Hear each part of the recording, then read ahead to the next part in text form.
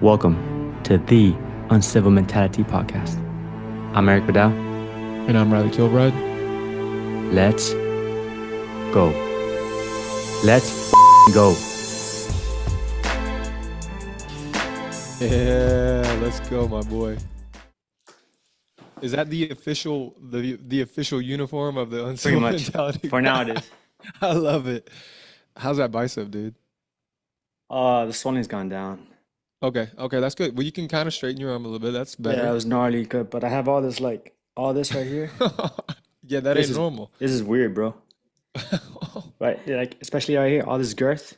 That's weird. My Is that not skin is normal? no, my skin is this taut, You got that puppy skin. but now this massive like poofiness. Like look at that. It's like there's no definition, but I'm pretty sure that's not normal, brother. all good. All good. We're Look, gonna dude, fight through it. I'd take that bicep right about now. We'll fight through it. You know that there was a saying that as this was going on, it's your your mind will give out before your body does. Hmm. I call bullshit. Yeah, your body. Like I think my some body mine are will have to switch. shatter Yeah. before my mind like quits, you know? And it's along the lines of uh I'm at a loss for words, bro. Like I Mm. really like I'm not the only one that thinks this. There are many like us, right? That will like have to like it'll be exogenous circumstances before like I quit something that I Hmm. set my heart out to do, or like I once I commit, like it takes I don't know what it would take, but the wrath of God or something. I mean, before I quit. I think it always matters to me is like how bad do I want that thing, or it could be anything. Like I'm not a quitter. I've never been a quitter, so I can't really relate to people that just give up on things. Along the lines of I've done some gnarly workouts. Well, Mm. I've done some gnarly ass training, and when it was physically impossible for me to conduct. Like I could Mm. not pick up the weight, or I could not perform the movement. I was like, okay, I need to like scale down. But nonetheless, the movements were done, just at a much lesser weight than Yeah. as prescribed or whatnot. But still push through to get that duress. And when you put your body on certain stresses, your body adapts to those stresses, right? And it's called the training effect. To my understanding, the training effect is you put your body under stress and it adapts to those stresses. Same with the mind. If you quit something once, it's so much more easier. It's so much easier to quit the next thing Hmm. and the next thing and then the next thing after that. So if you do the hard things and you don't quit, now you know you can do hard things and continue and push forward. Huberman has Yep. that skit, or it's not a skit. He has that research regarding the mid, Yeah. When he was talking and with the Goggins. anterior mid cingulate cortex, Yeah. anterior mid cingulate cortex, and where you do the hard things that you don't want to do, and that part of the brain grows. Hmm. But here's a caveat: you can't do the hard things that you want to do. Yeah. See, I You love have to do training the and I love working out, so that's not a hard thing for me. You know what I'm saying? The yeah, hard thing would be what I'm doing right now. I think my brain is growing right now because I'm doing the thing that is the hardest is to stop. yeah, exactly that. That's So fucking then terrible. I ponder, what about those people that really dread going to work? They just detest life and they really hate going to work and they do it anyways. Is that part of the brain growing as well, or is that will to live growing as well with them? I don't know. I would think that that can't be the same. It can't be the same because they just keep doing it. They just keep showing up for work. Yeah, I right. don't, I dread this thing. I'm gonna keep on doing it regardless because it's my livelihood, but I really yeah, don't like it. So is that mid anterior cingulate cortex growing because they're dreading something they don't want to do? yeah. I That's don't. I don't know. I don't know either. I would love to hear him speak more about that. Well, as he was speaking, whatever I'm just talking about, as he was speaking about the mid, damn, I keep on saying it.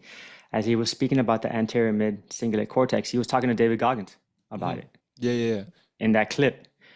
And Goggins was like, uh-huh, yep, that makes sense. Hmm. They call that the inner bitch. That's the inner bitch talking. So that man, the anterior mid cingulate cortex, I remember I screenshotted that part of the podcast because I thought that was the most interesting thing, especially when it comes to like, behaviors that people want. Like if you resist it, there's strength in resistance, you know. But there's certain things that like I hate folding laundry. Like that's the shit that I hate the most. Like but like folding laundry would be part of that part of my brain that's growing when I do that. So the adversity you're facing when you're folding laundry, is that part of the brain Dude, growing? You know, it's I tough mean, sometimes. I just don't know if it pertains to things like that. But Yeah, it he can be. mentioned endurance training. Mm, So 30 minutes plus an hour, 2 hours, 3 hours plus. That's what that's he was crazy. referring to. That's wild. Yes. I think the goal of this episode we were supposed to talk about like all things recovery. So let's just talk Okay. about what's your diet look like? What's food look like to Eric? As of right now, I'm fasting in the mornings. Mhm. Um, I read something along the lines of if you put your body under duress and stress, if you submit your body to a state of like panic mode, it'll preserve itself. Mhm. So fasting is one of those things that your body's perceived as a state of panic or alertness, and where okay, now I'm going to release these enzymes.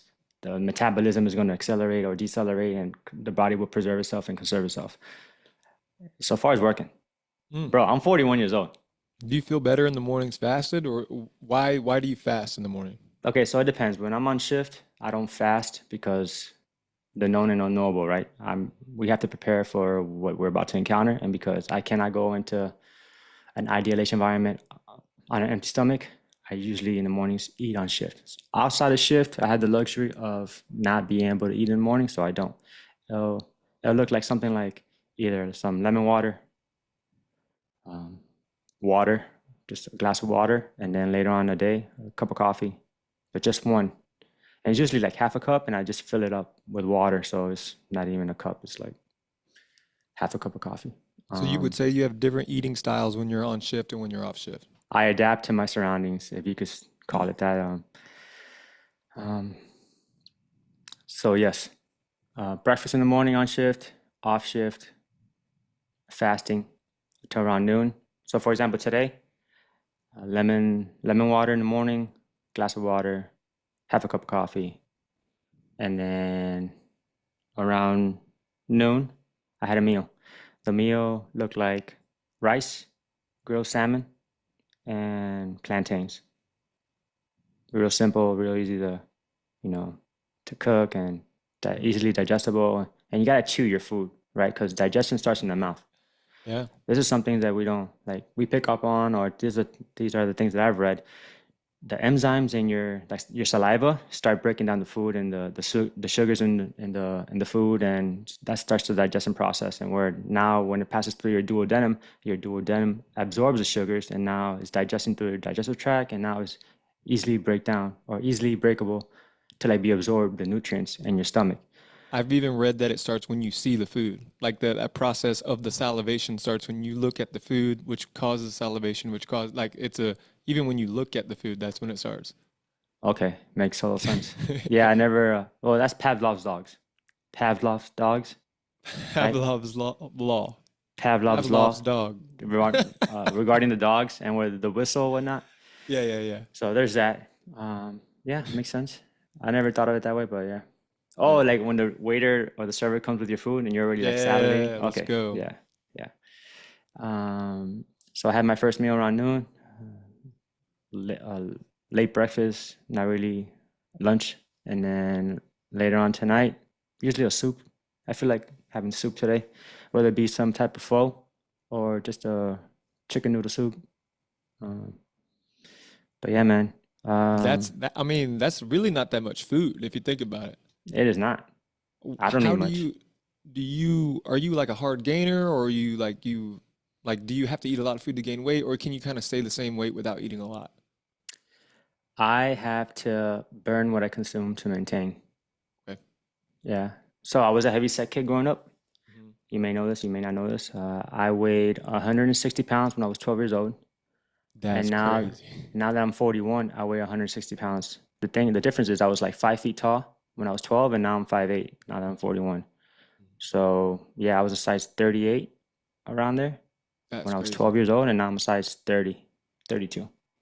That I'm older. 30 years later. Yeah, pretty much, my dude. And so, heavy set kid that built that ember, that spark in me, and where I never want to be that vulnerable kid ever again. So when I came of age, is like that lifestyle of, you know, wanting to know everything and wanting to exercise and wanting to, you know, make that kid proud. That's still in me.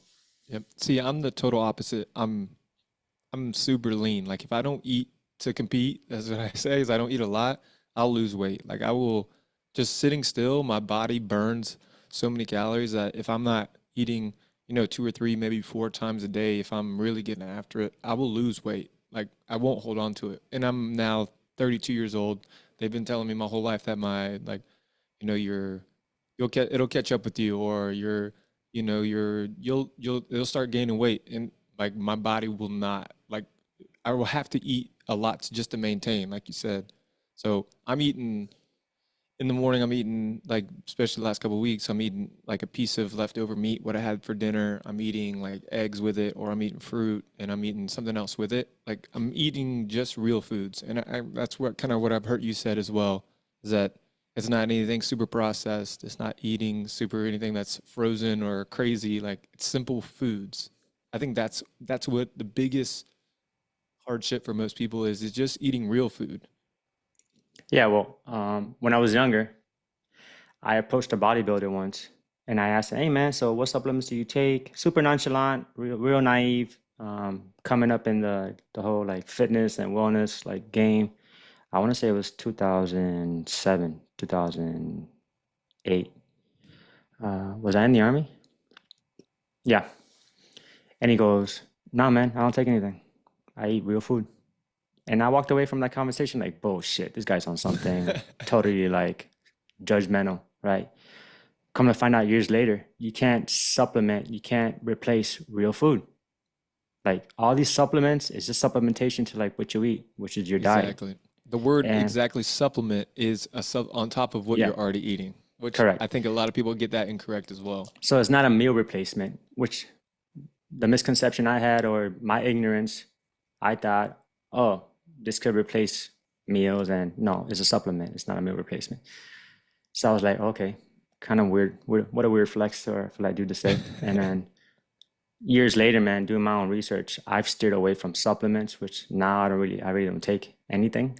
Um, I'll take vitamin C, Yeah. or just real juice in form of real fruits, and probably like a ginger shot, or I just consume the real ginger and Yeah. turmeric because it's so hard to like make on your own. I just buy the turmeric shots.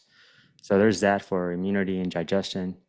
Um, But what I'm hearing is that you've done different things to see what works for you. Is that you haven't had this one solid plan, or like tried the same thing over and over and expected different results. You've been able to experiment with what works for you. And I think people see on Instagram, or they'll see on, the friends, or like their big jacked friend. They're like, well, what do you eat? I'll do that. I think everyone's nutritional needs and diet and bodies are different. So you have to try different things. Like for a couple months, I just ate meat and fruit. I felt great, but I lost a whole bunch of weight. Like I've counted macros. I've done like a carnivore diet. I've tried different things in my body to see what works best for me. So that's the best advice I can probably give people nutritionally. Correct. Through trial and error, I've learned. This is what, and this Yep. is what one of the most rude awakenings was. When I weighed 205 pounds or 210, I was overweight. Mm. And then I lost all that weight to the point where now I'm like 155, but I didn't have any muscle on me. So I just looked like a slim salamander, for lack of a better word. I Largatia. look really slim, but there was no like muscle mass on me because I didn't weight train. But I lost all that weight, so I had to gain weight again. I was on the creatine. I was on the Nitrotech Nano Oh Vapor. yeah, the You remember ultra Nano mass Vapor? gainer. Yeah. Yeah. You remember NO Explode?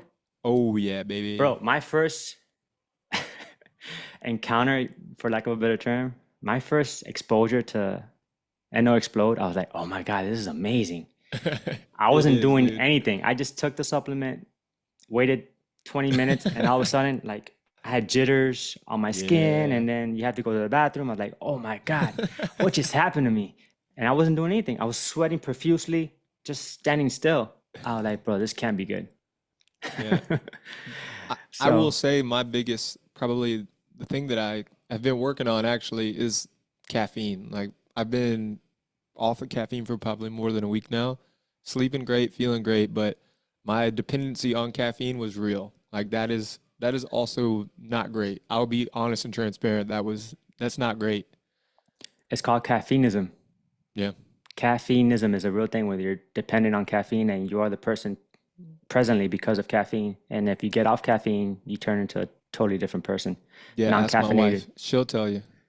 yeah, I know there's been studies done on it where a person caffeinated and a person non-caffeinated, they're two different people, but they're the same body. Dang, So back to the that's trial and nuts. error. But what I've had to do during this trial and error, it's just time, bro.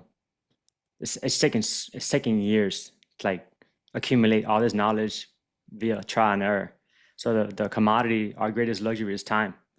How much time do you have to like fumble and fuck around with like, formulas and see what works for you or not.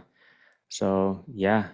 But you got to Uh, be willing to try something different too. It's like you can't do the same thing over and over and expect different results. So if it's not working for you, try something else. Or, you know, don't be afraid to tinker with this or try this or read something new or try something new. That's what gets the most angry with like people that ask about weight loss. Like, well, have you tried doing this or that? No, I haven't tried. I've been doing the same thing that I've been doing for the last 20 years and I don't love my body. I'm like, well, you got to change. If nothing changes, nothing changes. right. Well, that's where you're that beacon of light, guiding them and providing information, or you're their resource, I guess, for lack of a better term. Like you are the person they confide in and go to.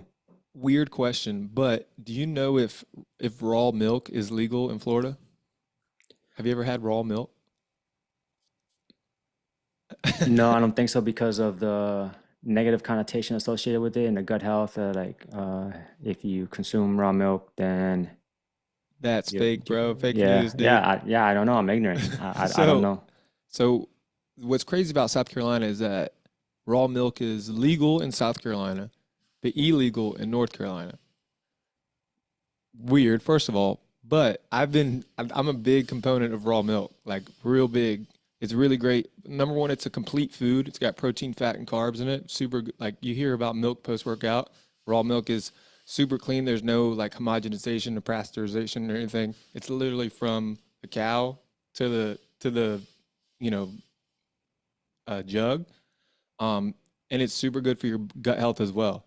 Like I just had to go on a round of antibiotics, but I've like already started to supplement with raw milk Okay. to just try to reclaim my gut health. Um, I'm a big component of it. Like I think it's the secret sauce is the raw milk, man. Yeah, I haven't really messed with raw milk. Number one, well, I'm lactose intolerant. I'm not sure if that could be because of the lactate in what I consume, and when I do eat, let's say when I used to eat ice cream or heavy like cheese or whatnot, I'll be in the bathroom just because I couldn't stomach it. I couldn't really Yeah. process it. So there's that. And then My wife is the most super granola lady ever. Like she she tries all like turmeric, ginger, like she's really into like farm, like super, she's granola as people would say. So that's where I got the raw milk idea and it's been great for me to be honest. well, honey. On that note, Yeah. honey is a game changer. I've Mhm. included honey in my like pre-workout, no like pre-workout supplements or anything for a long time there. It was just coffee, Mhm. and I was running on fumes. I'll do workouts running on fumes. So I'll back to trial and error. I'll leave shift, fasted, go to the training center, dog myself, Mhm. not feel well just because I'm fasted, and then subpar complete the task at hand and the training, but be demolished. So back to the drawing board. Now I'm aware that I have to have a meal before I encounter a task or, you know, do a training exercise because that's where the energy comes from. and I've seen the difference ever since I came back from Georgia Mm. and where I was force fed. I force fed myself to like eat and eat before training evolutions and whatnot. Like I saw like the results and the the approach was different. I approached it with confidence because I knew I had energy, which is food in my body and my system, and I was able to endure and last through the whole program. So I do that now that I've come back home from training. But before that, I just want to see what I was made of. Mhm. Fasted, you know. Yeah. Damn, if I could do this on an empty stomach, imagine what I could do with a full stomach. I honestly feel better when I'm training or working out fasted. Like I prefer it, to be honest. Like with a whole bunch of food in my belly, I don't feel great. Feel slow. Well, yeah, it depends on the food you consume, right? So something easily digestible, a simple sugar, you know, nothing complex, a simple carb. Honey was a game changer in Georgia for me, and the peanut butter and the bagels, easily digestible. Again, the digestion process started in the mouth, and then I just chugged water with electrolytes. What a game changer, bro. I think it's Yeah. super simple for someone that's struggling with food. If you're listening to this, like make sure that all three things are on your plate. Like you have a piece of some type of protein, some type of carbohydrate, some type of fat. If that's like, you know, avocado or like nuts or something like that, just have all food groups equally represented. I know that's something that's super simple, but working in the fire service, I've seen some people that just like they have no idea what to eat. No idea. Like I think we take it for granted because we're in this world and we're dialed into what we put into our body. But I would say 90% of the people just like don't know what to eat. Food is like the biggest mystery for some people. So when I'm approached about nutrition and whatnot, I just refer them to Fitness in 100 Words by CrossFit. Hmm. You know, That's great. consume your vegetables, your fruits, I wish I could relay it, but I can't. But little fitness in a starch, hundred no words. sugar, nut Yeah. seeds, lean meats. Mhm. So that's pretty much the umbrella. So let me say that again. Under the umbrella is like eat all the vegetables under the sun, you know, some fruits, uh, little starch, no sugar, nuts and seeds, lean meats. That's it. That's all encompassing right there. And then constantly varied functional movements, executed at high intensity. That's the Yeah. definition of CrossFit. And then what is fitness? Fitness is increased work capacity across broad time and model domains. So that right there, that's the definition of fitness, and that's what CrossFit did, define fitness. Um, Side note, that's what training gear is. Yeah. So to keep it as simple as possible, because it could be so overwhelming and daunting with all the things that we're supposed to know as firemen and firemanship and emergency medical procedures and tactics and techniques. That whole mountain, I to keep it as simple as possible, I just funnel it down to training gear. Because if you could be good in your gear and your gear is not a hindrance and is not a factor, then you could be so much better at the other things like firemanship, forcing the door, stretching the line, throwing that ladder, and then emergency medical procedures, reading cardiac rhythms, getting that IO, getting that IV line, and then, you know, maintaining your composure under duress. That's it, man. And so to keep it as simple as possible, that whole training That gear, sounds like so simple. it equals that.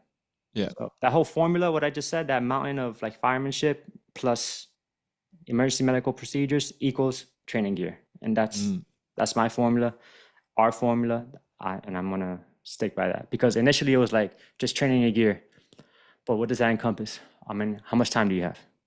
Mm. Because it encompasses every single thing. Yeah.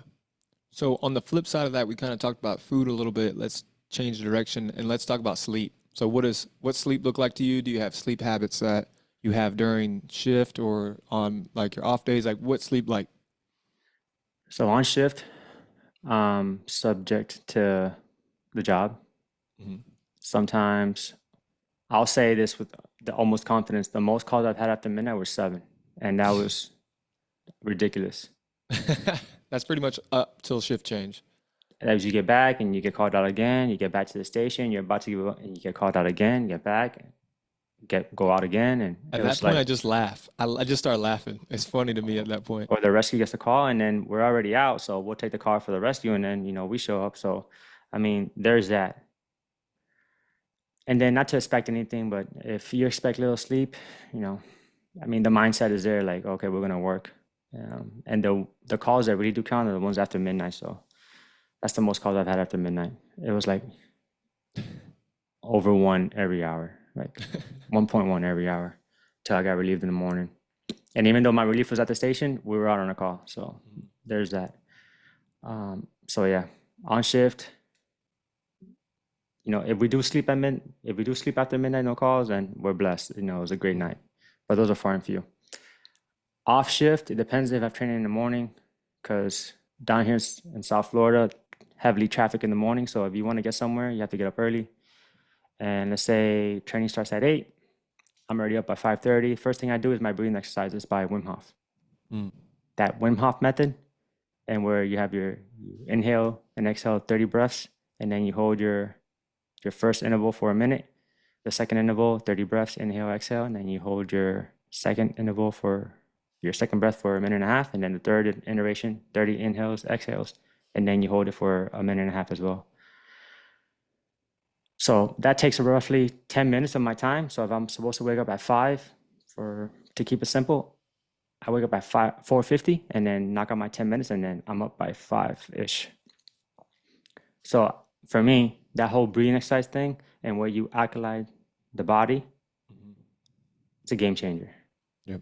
I encourage it. People who have approached me, I've shared that information with them. If they use it, cool. If not, no harm, no foul. I mean, it works for me. I'm going to continue to do it. And that's something I've been doing over the past year. And I've seen significant results in like training in gear and being able to, perform under duress and hold my breath for X amount of time. So the Wim Hof So method. when you hit, let's say a night that you're at the house, like what's that? Are you going to bed early, or are you like budgeting time? What's that look like? So yesterday I went to bed around 11 Oh p.m. shit. and I woke up this morning at 7. Okay. Yeah. Is that pretty normal? Yes. The days I'm not on shift and the days I don't have training in the morning. So sleep is training, as a matter of fact. That's Yeah. just sleeping is part of the training regimen. Matt Fraser says if there's one thing that should be considered a PD is sleeping. Yep. They said that's the best performance enhancing drug you can take is a solid night's rest. Sleep. And it goes along with, out of left field, but is your conscience clean? Is your conscience clear? Yeah. We all have glass ceilings, right? But as long as, I've done right and I live righteously, then I can have a good night's sleep. And, I'm at peace with that. I can do Yeah. that, you know? So that's key. That's huge. There's no amount of money you could put on a good night's sleep. Have you ever heard that So, phrase? oh yeah. So there's a book called Why We Sleep by Matthew Walker, and literally the whole book is just about the benefits of sleep and the that it is the biggest supplement you could take. Like it is the most important for learning, it's important for training, it's important for like brain development for your child. It You should check that out, Why We Sleep, if you want to keep reading that book. But like at our house, sleep is of the utmost importance. Like we take it very seriously at the house. Like especially with my wife being pregnant, like we try to make sure that we get into the bed around 8:30, 9 o'clock, and we're lights out by 9:15, and we're sleeping. If I have to, obviously have to go on shift, I'll get up at 4 to go work out at 5. But if not, I'm sleeping till probably 6 or 7. Like we're getting 8 to 10 hours every night. Like that's super important to me, especially coming off a bad shift or a shift that I was up all night. I'm gonna delay that. I'm not gonna nap because I feel like a lot of people, especially new firemen or fire ladies in the fire service, like they'll go home and take that sleep when they get off. And I don't. For me personally, it didn't work. It made me feel worse. I'll never nap coming off shift because I just feel like trash afterwards. But that night, that first night of me getting off shift, I'm gonna go to bed pretty darn early because I need it. Because I'm kind of almost like there's no such thing as um, you know, getting back the sleep that you lost, but you can continually have good sleep patterns after that. There's no sleep bank. You can't, borrow some here to then pay some here. Just having consistent habits with your sleep as well. That's the overall consistency is what's going to be most beneficial. There's no sleep bank, correct? There's no sleep deprivation accumulation, right? But I will Mm. say this: I've been awake for hours on end, and I want to say over 2 days awake. And this was in the army, by the way, and this was overseas. And finally, when we did get back to camp, and I was able to bunk down and rest and set my mind at ease, I slept for over 24 hours. Mm. I Slept slept for for a 24 whole hours day. straight? Yes. Wow. That's pretty Yeah. impressive. Yeah, that's pretty gnarly. I think I pissed in my bed and everything. I Or think it was well I deserved. sweated. Or, Yeah. yeah, I woke up in a puddle of sweat or was probably pissed. But, anyways, that was gnarly, bro. Because was it 3 days? Was it like 70 hours straight? Some ridiculous number. So yeah, there's that. That does exist. Did you ever hear or read about that study about sleep deprivation? How they kept one dude awake for like, I don't know, a week, 2 weeks, 30 days, and how he died because he wasn't able to dream or he wasn't able to get that REM sleep. So the body just exhausted and died. Have you ever heard of that? I haven't heard of that study, but that's in part of the book, Why We Sleep. It talks about that they can't even do sleep deprivation in the Guinness Book of World Records anymore because it's so dangerous. It's Like dangerous. I want to say it was people done will in not. Russia. I want to say the Yes. study was done in Russia during USSR, and then that's why it was Sounds like, pretty Russian. yeah. So guy died because he couldn't like sleep, and every It time he just, would like nod off, they were like flickering lights and music or whatnot, like whatever they did to keep the individual awake. But yeah, there's that. the stuff that I think is real appealing to people is like the workouts and the the tough things that we can accomplish when we train in our gear or when we're not training in gear. Like physical feats are fun, but the things that like lay the foundation for the house are the food and and are the sleep. Like those are non-negotiables. Those things have to happen. You're not going to be successful long term in the fire service or even health and wellness wise if those two like three pillars of training, sleeping, eating, if those aren't sound, you're never going to get where you want to go or get the results that you want. Well, it's that teeter totter, right? That effect of, well, you could train as hard as you want, but you eat like shit, then you won't achieve the results, optimal results. But then again, you could eat pristine, you know, but then you don't train, your interior will look and feel a certain way, but your exterior would not look the part of the interior, right? So that's not optimal. The optimal is training, eating correctly, recovering, that's optimal. So there's three options. You can either train hard, eat like shit. You can either eat pristine, look like shit, or you could train hard, eat pristine, and that's optimal. So But the there's biggest that. thing I think that's messing with people's sleep is this thing right here. Like this is when it comes to bedtime, like there's a 3-2-1 method that I really like 3 hours before bed, not eating, 2 hours before bed, no work, and 1 hour before bed, no phone. Like that 3-2-1 method, you will sleep better if you're not looking at that thing. I know you can have like blue blockers or stuff like that, but that blue light that's emitted from your phone, especially late at night, it's exciting your brain.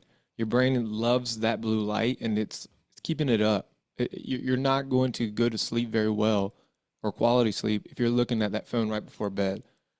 That is a Correct. killer of all, even like just sleeping pattern in general. You're not going to go into those non-REM and REM cycles very well if you're on the phone before bed. And I'm not saying I'm perfect. I am nowhere near this. I struggle with that sometimes as well.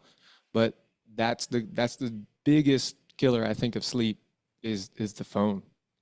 Again, Matt Frazier spoke about it, and where he would put the phone down and TV an hour before bed or more, just so he could his sight, his vision could start like fading that blue light from uh, from his psyche and his mind and his brain chemistry.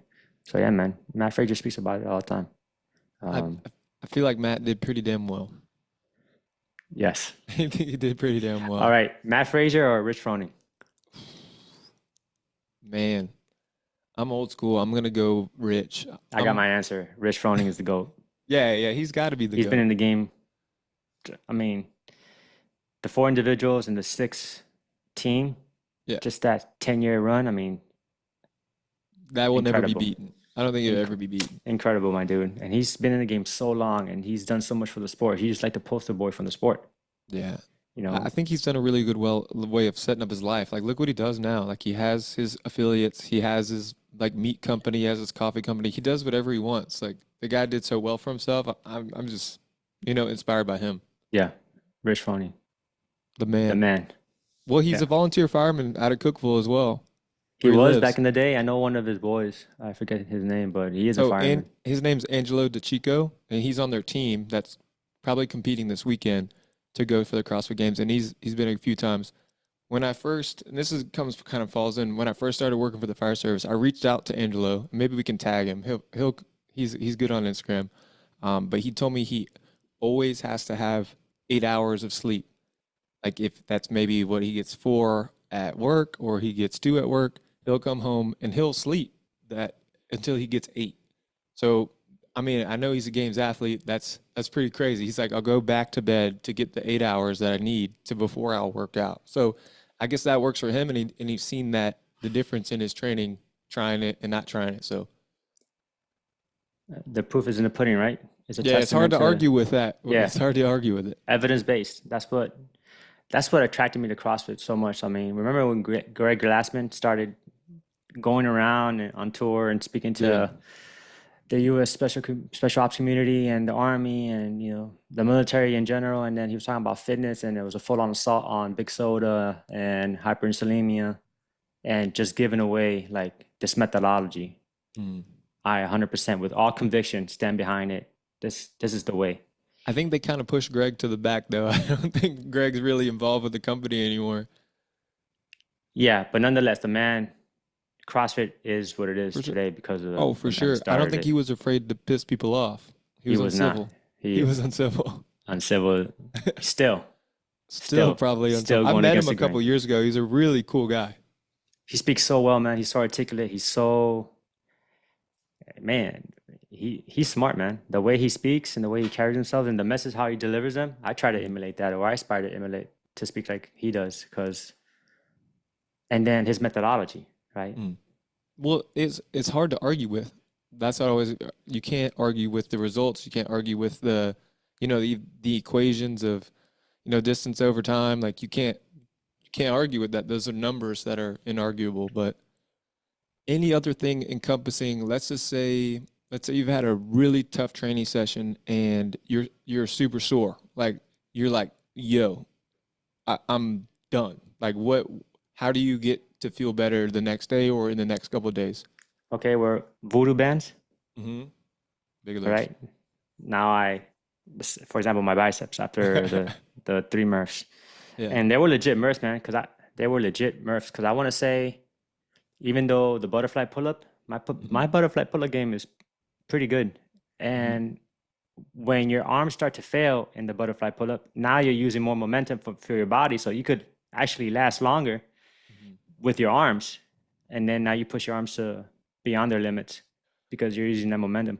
So voodoo bands, and where I constrict blood flow to my biceps, and now when I do unleash the voodoo band, all that lactic acid that was there because of that rush of blood flow, hypothetically wipes it off or rushes through the muscle that was torn and that buildup of lactic acid. So voodoo bands, cold exposure. Mm-hmm. It was in the army where I discovered cold baths, and Josh Bridges has been doing them even before it was like mainstream or it was popular. Yeah. And Hicks and Gracie as well, like the Gracie family Mm-hmm. in cold exposure through those like glaciers and cold running water. So an ice bath does miracles for the body. Also, I detest them. Yeah. Oh, I they're hate terrible. I hate being cold. I really dislike being cold. I could be balls hot in the desert, and I could be, this ain't bad. I'm Mm. content. But you put me in like sub-freezing temperatures, Yeah. I'm miserable.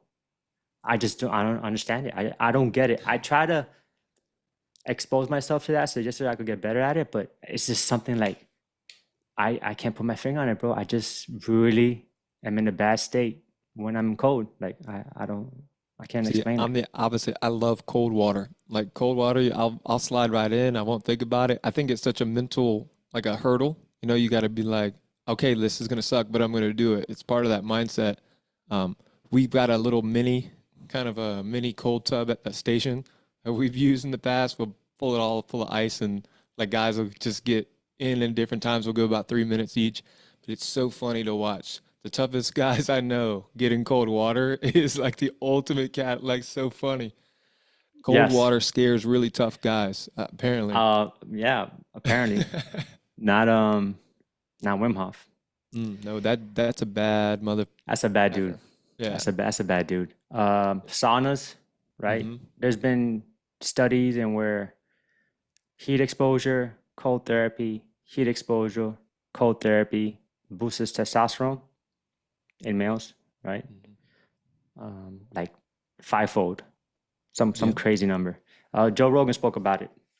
He had someone on, or he read something regarding something to the effect of this one individual had low testosterone, and so he did cold exposure, and his testosterone increased naturally fivefold without it, like any supplementation of TRT or any Hmm. steroids. So there's that, right? Fasting, fast. There's that, um, and then nutrition, man. Hydration, electrolyte drinks, um, in form of like That was salt. another question I'm gonna ask. Do you supplement anything with water? I know that when I'm rocking water, I'm throwing one of those like, have you tried LMNT, this like sodium packets with the water? I did. I've tried those. Yeah, I like them. I've thrown those into Pedialyte. Mm, If that's I'm super. really That's it, dude. if I'm really like messed up, Hmm. just I so think I I can. just read or witnessed something where it was talking about it, rehydrating post workout is more important than like the protein or the carbs, like because you burn all your electrolytes out during the training session.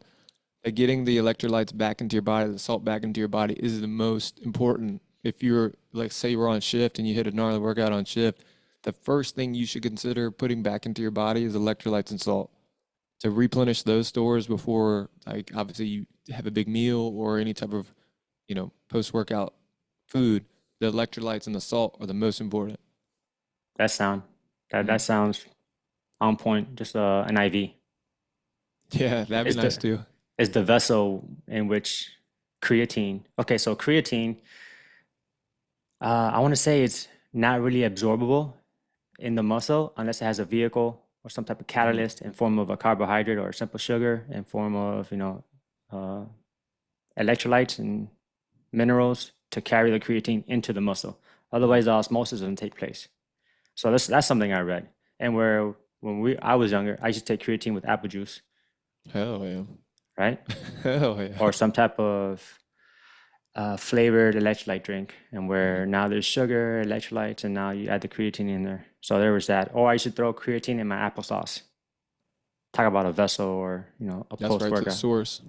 Well, when I was younger, post workout was applesauce, protein powder Hell yeah. to the face, and then I started even incorporating protein powder in my coffee I've done that as well. post workout. Yeah, Mhm. number one for flavor, whether it was vanilla or chocolate into coffee, it was either a mocha or like a white chocolate type of drink. So there was that. What haven't I done, man? I know we talked about a lot of different lifestyle things with nutrition, with sleeping, with hydration. The biggest advice that I would give someone that's trying to make change or trying to do something is pick one thing and do that thing well before you move on to the next thing. The biggest issue I see with a lot of people with life changes is they try to change too many things at one time. Do one thing, do it really well, execute at the highest level of that one thing, and then add another layer into that. I'll add on when someone approaches me about weight loss or whatnot. I'll be like, "How are you eating? What are you drinking? Mm. Oh, soda. Okay, let's just cut soda completely off from your diet." That's easier said than done. Sounds Yeah. pretty simple, but for someone that's made it a lifestyle, it's pretty hard, right? Okay, so if you don't drink soda, do you drink juice? Okay, let's cut out juice. Let's cut out those empty calories or those additional calories in your diet. And all diet is what you eat, right? So my Mm. diet consists of this. I don't have to go on a diet to be Yeah, on a diet. I'm Because always dieting. yeah, my diet is what I eat. It's my Right. lifestyle. Yeah. The laundry list of things that I do eat is so short compared to the laundry list of things that I don't eat. Yeah. So there's that. And then empty calories, chips. Yeah. Just recently, I discovered that Pringles, there isn't a resonance of potatoes in Pringles. Just like there isn't a remnants of tuna in Subway's tuna Oh sandwich. God. Yeah, that's crazy. Or there is a real minimal. Look, I don't want to get sued. I'm just saying, I'm just putting out facts. Dude, This is Subway was gonna be our study. sponsor and you just fucked that up. Dude, come on, man. I'm just So, kidding. so yeah. Um, so you have to But be what careful I'm what you interested to ingest. hear is people that are listening to this, what other, types of recovery have they experienced with? What type of diet has worked for them? Like we're here to share. We just talked about what works for us. Like tell us what's worked for you. Like let's hear from you guys, the people that are listening. If you see this clip, let's comment on it and say, hey, I've done really well eating like this, or I've done really well by training like this. We're here to exchange ideas and to get everybody better. So we're not hoarding any secrets. We've talked about this multiple times. We're here to share. So share with us. Let's see if we can even make even better than we are now. The number one lifestyle game changer for me was no alcohol. That's big too. That's huge in the fire Sobriety, service, brother. sobriety is the flex. Mm-hmm. So I cut alcohol from my lifestyle, and man, what a game changer. Probably one of the hardest things I've done. And I've done some pretty hard things in my life. Mm. But to quit alcohol, because I had to change my perception of who I was, it's probably one of the hardest things I've ever done. But on the other side of that Rewarding. fear, on the other side of that mountain is freedom, right? And where now I am the man you see before you today. So alcohol per gram has 7 calories. Did you know this? Well, Yo. you probably, yeah, you know this. But for those of you that don't know, 7 grams per calorie. Now you add some type of juice or some type of liqueur or another alcohol or another beverage. That starts adding up. Now you don't just have one drink; you have several drinks. And there's So never protein or there's never anything good attached to it. It's empty calories, like you said earlier. empty calories, no nutritional value at all whatsoever. It does nothing but tear down relationships that you've built. It does nothing but tear down everything you've worked so hard for, and you could lose everything in an instance of a moment just because you made the wrong decision because you were inebriated, and now your judgment is impaired, and now you decided to take door number two when Yeah. if you were fully coherent, you would have taken door number one. But neither here nor there. That's probably the biggest game changer. No alcohol. And I've probably been sober for about 3 years now. I had a shot of whiskey with my groomsmen at my wedding, and that's it. We don't drink. amazing, brother. Yeah, That's sound. I haven't. No, I had a taste of beer on that 6th day in Georgia, and since then I haven't even absolutely. Hey, touched it. that might have been worth it, dude. And I was fighting against it, but I was peer pressured. Hey, man, you'll remember that. Remember Just that beer, man. That's a pretty. I think I would too. just because of the Never. environment I was in, just because of Absolutely. the the people around me, I was surrounded by them. Like That's awesome. all I saw was smoke divers. That was Um, probably a pretty awesome beer. It was a sip, man. I don't fuck with beer. I detest it. I truly despise it. I don't like the taste of it. I don't like the foam. I Mm. regurgitate it. It's just a really bad time, so I don't mess with it. Um, so yeah, haven't had other than that this whole year. I haven't had a lick of liquor. Uh, Liquor. a lick of liquor. My last taste was December, like So we're for coming up a on a bachelor year. party. Yeah, Coming up on a year. and right. So this year was just a sip. Neither here nor there. Just thinking out loud. But yeah, talk about recovery. That's number one right there. That's also in about sleep. When you're like on out, like when you're drinking, you're not getting full. You're not, and it all comes back to each other. Like if you're drinking, you're not fully getting into those sleep cycles as well. So it's called inebriated sleep. It's not even real sleep cycles. Well, just the next day you're hindered. You're worthless. Yep. Or you're not You're fully not present. functional. To be Yeah, you're honest, not. you're not present. You're not yourself. You don't feel great. Like it's a waste of a day. And I'm not into wasting days of this life. I'm not into that. Yeah. Yeah, not no more. I'm right there with you. For a long time, I was just trying to make up for lost time, I guess, for lack of a better phrase. Because when I was overseas and then I came back home, I was like, oh, I'm gonna like, you know, live out what I missed out on. And in hindsight, man, I didn't miss out on anything. Mm. I was just building, I was just trying to deal with something or run away from something that I really couldn't like confront at the time. I didn't have the means to confront at the time. I didn't have the tools or the mechanisms or the methods to like encounter the trauma for that. And then finally it was like, I think I'm good. I think I'm done with that. I think I'm gonna move on, you know. I think you had to do it to go through it. Sometimes you gotta run into the wall a couple more times until you realize that you gotta go around that wall. Well, it wasn't until I turned around and faced it that I was like, Mm. okay, now we're here to play and let's do this. Now I have the means. Now I have the Hell tools yeah. to, you know, take on whatever it is I was running from. And then I was liberated. Yeah. Hell yeah. I think that's a good spot to end there. Okay, go. Or you want to hit one more? I want to hit, how'd you get into CrossFit? Oh, I got into CrossFit by honestly just turning on ESPN one day. I turned on the ESPN and I saw the CrossFit Games, and I said, whatever this is, I want to do it. Um, I went into the CrossFit gym that I own now, Carolina CrossFit, and I walked in and there were people doing muscle ups and rope climbs and all these cool movements, and I was hooked.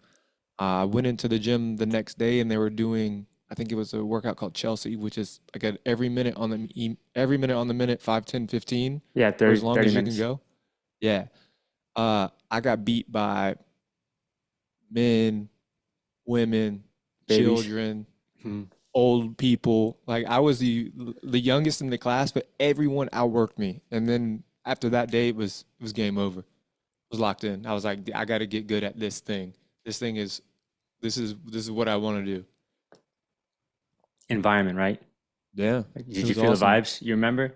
Oh, I've never been good at being bad at stuff. And when I get like my shit kicked in a little bit, I'm like, hey, I can't let that happen again. So the next day I get a little bit better. And the next day I get a little better. And then you just keep going because CrossFit gets harder as you get better. Like Well, it can be as hard as you make it. well, you build that tolerance, right? Now you can Hmm. sustain more. Now you can retain more. You can do more, and then now you have to do more Mm. to get the same effect or the same stimulus, right? I think your pain for your threshold for pain uh, increases, and now you can do more because you put your body under that stress, and your body adapted to that stress. Yeah. Well, my first exposure to CrossFit, not knowing I was doing CrossFit, I was overseas, and we got this magazine, and it was a 300 Spartan workout. Hell yeah. You remember that?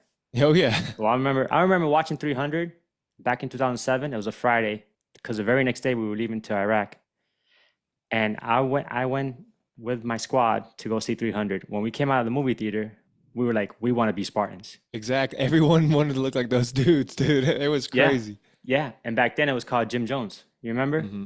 Because Yeah. Jim Jones and Greg Glassman had a falling out, so Jim Jones started like that whole like the hit, the high Hmm. interval intensity training, the high intensity interval training, and but doing reps and schemes to like build till you could do more reps and schemes, and then finally you could do the whole 300 workout. And that template, okay, is doable. It's feasible, right? So we're doing CrossFit, not knowing we're doing CrossFit. It was just Jim Jones under a different name. That's what I mean. A lot of people started the amount of people I've read that have or even met that have picked up CrossFit because they were overseas. Like they were just like the workout of the day. They would just post it online and they were downrange and just would do CrossFit overseas. And that's how half of the people that started doing CrossFit did it. Well, it wasn't until I got back home that I discovered CrossFit at Miami-Dade College. And this one girl was like, "Hey, you work out?" I was like, "Yeah." "Oh, you should try CrossFit." I was like, No, I don't think so. I'm doing what I'm doing. It's cool." But then she said, "No, you could come to the gym and you could work out with your shirt off." I was like, "What?" Sign me up. Yeah. So there, I mean, the best thing about CrossFit is like you don't talk about CrossFit. You just like reach out personally to like people and then invite them. Like word of mouth is like the best marketing strategy tool. And back then it was underground because no one Oh yeah. really heard It's of like CrossFit. Fight Club. It was like Fight Club, 100%. So I was like, what is CrossFit? Okay, I'm good. I'm not gonna do it. So I finally showed up. I did their one-on-ones, and then I showed up. And my first workout was Fran because it started Hell Week. So they were gonna do the girls, or they were gonna do a hero wad or a girl wad every other day for like the 6 days. So it's That's called Hell nuts. Week. That's nuts. So I do my one-on-one ramp up, my introduction to CrossFit, the clean and jerk, the deadlift, the clean, the overhead squat. I couldn't overhead squat the PVC pipe. That's how stiff I was. And then my first workout was Fran. I did it on Eno Explode. That's crazy. What a bad time. That was a crazy move. I had the fastest time of the day though. I did like 3:30, like a 3 minute and 30 workout, and I was wrecked.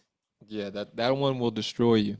Yes, and I did it on a pre-workout. So I vomited after I completed the workout, which was Fran. I vomited en route to my house on the highway. I vomited when I got to my house. And then I was just like, oh my God, what just happened? I need more of this. And I was hooked, man. There was a 50-50 somewhere in there, and we were doing double unders. I could not do double unders. The first time I could not complete a workout, and then I did Murph somewhere in there. It took me like an hour and a half to do it RX because I did not get the kipping. I couldn't even do kipping pull-ups. Yeah. So yeah, my dude. You want to end it there? We'll have to talk our like favorite CrossFit workouts in an episode one day. Yeah. Let's do it. Well, it's been a great episode talking about sleep, recovery, nutrition. Again, we want to hear from you guys. What has worked for you? How can we get better, and how can we share information? So, love this episode. Would love to hear from you guys. Thank you. Yes, sir. I'll see you soon, bub. Yeah, my dude. So, to all the viewers and listeners out there, the Uncivil Mentality Podcast. Thank you for joining us. On behalf of myself, Erik Vidal. And I'm Reilly Kilbride. Get after it. Get in your gear. Start f***ing training. It can never be enough.